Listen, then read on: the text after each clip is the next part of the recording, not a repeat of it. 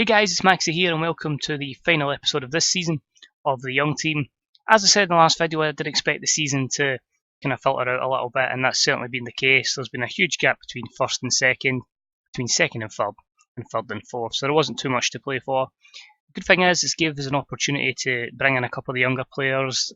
Lee O'Donnell's basically played every game since, so he's had a great run in the first team. And yeah, it's just kind of putting us in a position, setting up for next season.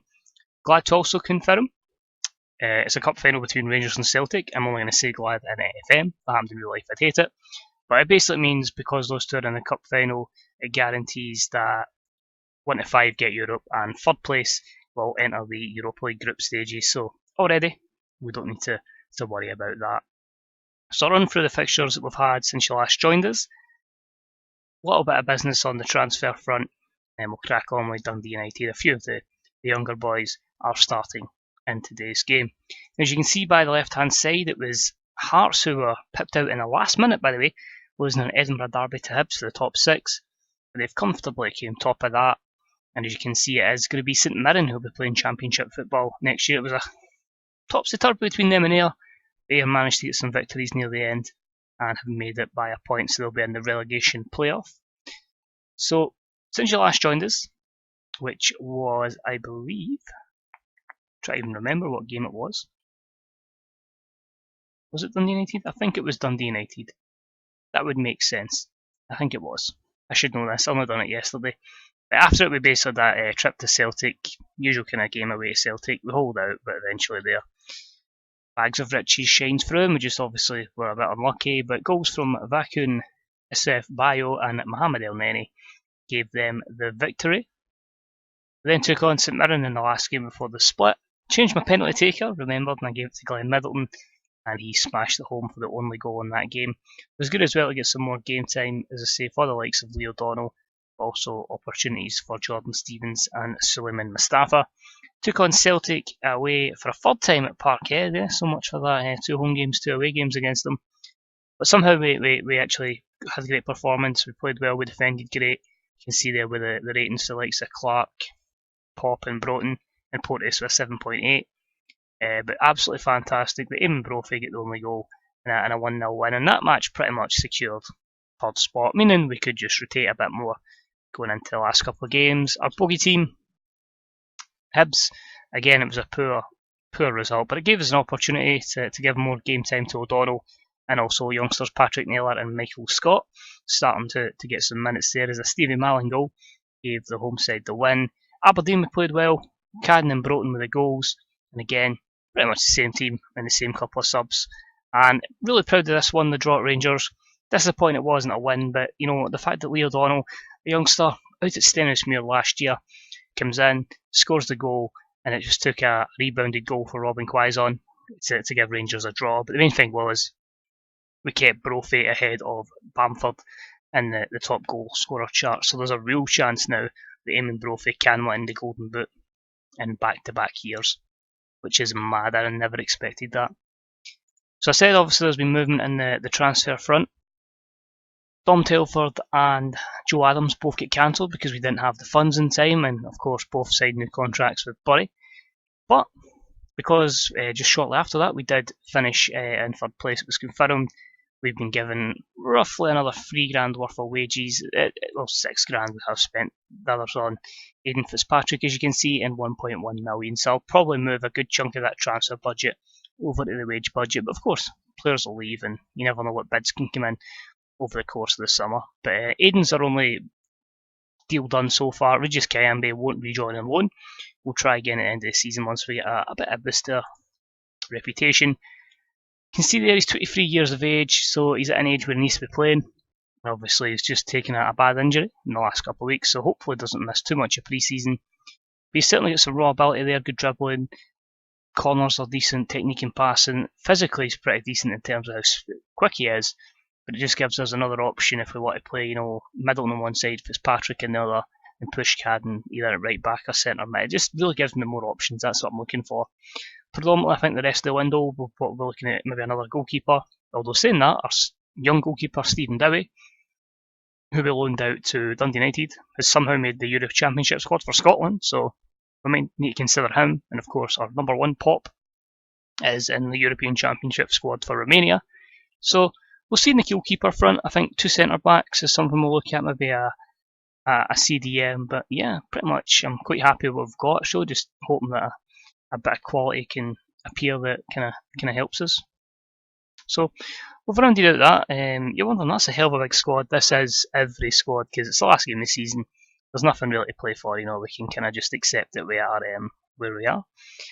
So there is a mix of ages, as you can see. In fact, I think the oldest player in the squad will be Polworth at 29, but after that, you're talking a lot of teenagers in there. Just really want to utilise all the potential we've got here. So there's a lot of the youngsters getting game time, some not as much. But for this one, as I say, if I put this put in position selected, we'll have an opportunity for Jimmy Ferguson at left back. O'Donnell will play in the middle again, and we'll try Naylor on the right, getting a start, and Michael Scott making his first start. That's the youngster I showed in previous episodes. There's a real bit of potential about him. If Montrose do offer that, I'm going to let him go because they're in the Championship next year, and it could be a real chance for him to grow up. Apart from that, like Chris Donaldson will get a chance. Hopefully, Jardine's in there. Maybe a bye for Kayembe. Even Brophy in case we really don't score, in case Bamford scores, and Lee Maxwell, because I kind of had to.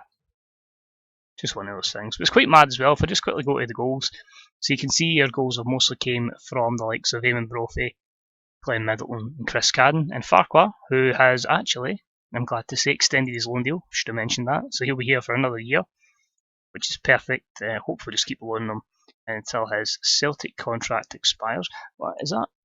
What I think it is, have we actually somehow got him in another 2-year loan deal? That's perfect. I thought it was just a 1-year loan deal at the time. It's actually a 2-year loan deal since we've extended it. Perfect the way that's worked. Unfortunately, his Celtic contract he's just re-signed one, so he's there for an extra year on that. But no, that's pretty class. We've got him in a 2-year deal. He's certainly been a pivotal player. And you can see in terms of assists as well, most of them come from Middleton, but Turnbull, Cadden, Campbell, Brophy as well. A lot of good players in there helping out. So here we go. We'll crack on. Dundee United in the last game of the season. It's a chance to see some of the next generation at this football club. We'll just give them random squad numbers because that's all that's available. There's the high 40s and low 50s. So hopefully we can produce the goods here. So it is going to be a aggressive 4-3-3, you could say, against a 4-2-3-1. Pretty much a standard team that they've been using most of the time. Pretty much played against us. Interesting to see how this keeper does. It's a young new gen, 16 years of age. Right, so putting a bit of pressure on him, but we'll see what we do. If we put pressure, we attack. Hopefully, we'll cave in. But again, get there relaxed. There's nothing to worry about. It's the last game of the season. We only need to panic if we see Rangers winning with a Patrick Bamford goal. They're at Aberdeen, so hopefully we should be fine. Also interesting to know, Celtic have only lost 3 games this year. One of them, of course, was that late game against us, and in the second to last game of fixtures, they actually lost 5-0 to Rangers. So they've been losing more so post-split since Jose took over. But whether that's going to affect them going forward, I think it is just a case of going through the motions, seeing out the season, and then kick on next year as Turnbull goes close. So yeah, looking forward to it. It's certainly encouraging. But I'd say the only real worry is now there is a good wee gap between the top 2 and us. And that's the next gap we need to try and close up. We need to try and somehow flick away into the Champions League. You never know if we keep performing as we do. Not like this, but a Mark McNulty goal. A wee bit of luck there involved. A wee deflection. But if we can get the win, if we can push into second, if we can all keep performing in Europe, we might snatch another Champions League spot. Although, as David Turnbull smashes in an absolute screamer, I think Portugal have probably just outdone us, so I think we may be sticking where we are, and we are going to have to try and flick through a second place and then the horrible qualifiers that come with it. You're really hoping that Rangers, if they go into it, don't make it through to the Champions League, but make it into the Europa League and go for a good run in the Europa League, because that will certainly help the coefficient rather than them just got the Champions League and taking a lot of L's. Here's O'Donnell. Nice found Scott. Can he shoot first time? And unfortunately, the volley's just by the post. But that's cool. A nice wee move there from Motherwell Academy graduates. Now here's Cadden to Scott. Naylor. O'Donnell on the edge of the area. That's a good opportunity as well.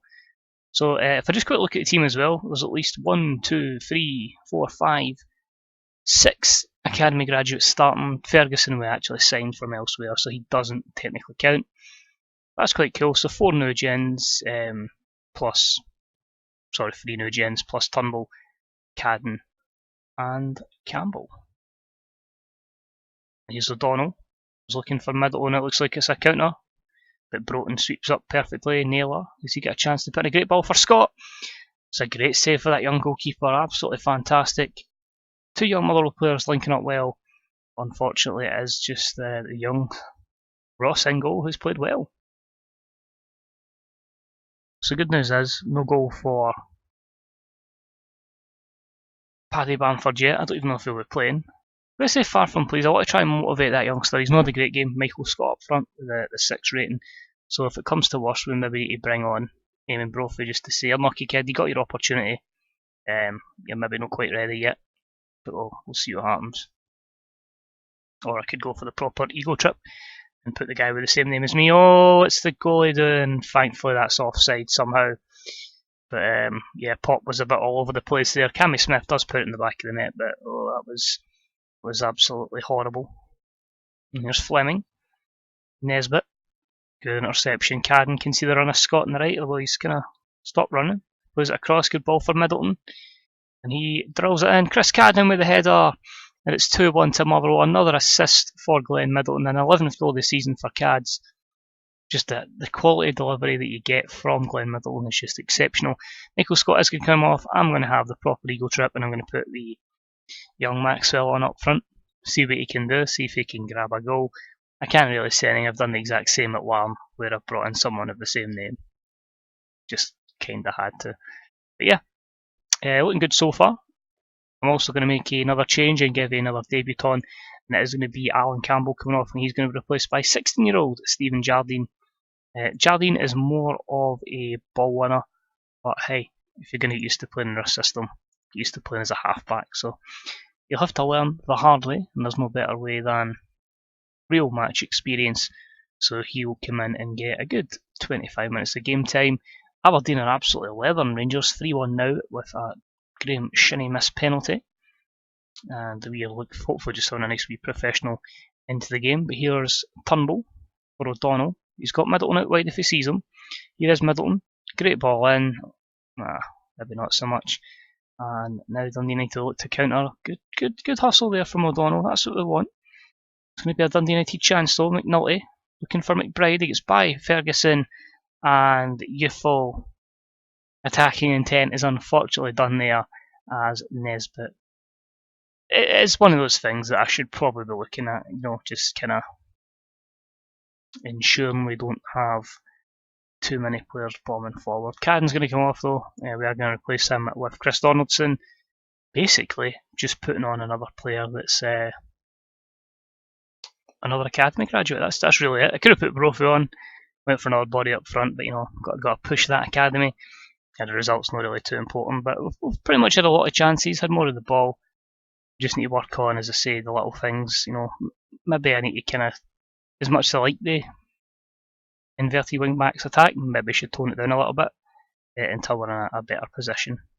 Anyway, long ball, and also I was wondering what the kid was going to do there, but it is going to finish 2-2 here. A relatively successful season. I think the cup certainly could have been a lot better.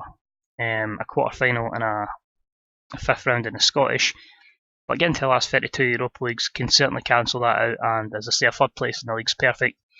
That's us kind of taking that move and showing that we are the 3rd force in Scotland, and it's now up to us to take on the likes of Rangers and Celtic and really try and push for that 1st championship, get into the title race, and then after that it should hopefully be just a case of getting over the line. So a couple of debutants, Ferguson, Jardine and Maxwell, of course, other youngsters had obviously previously taken part.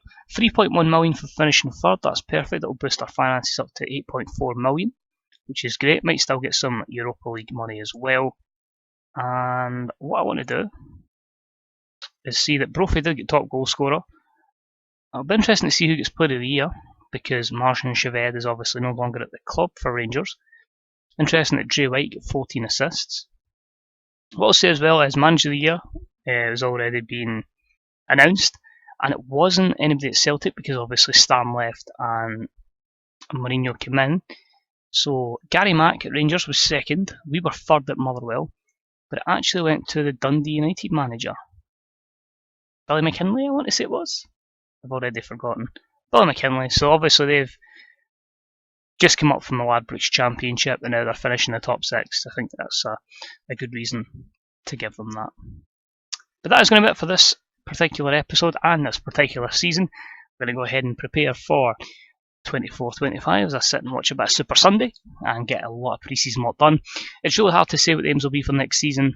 You obviously want to go for third or second, but a lot can change. You know, if we sell one of the players that are quite highly valued, then it gives us a real opportunity to recruit. So you get a couple of players there, maybe inflated prices, but if a bid comes in that's quite attractive, we will let them go and hopefully kick on. So thank you for watching, thanks for your continued support, it's much appreciated, and we will get us Champions League before FM 19 is done. So thanks again, enjoy your day, and I'll see you all soon. Bye bye.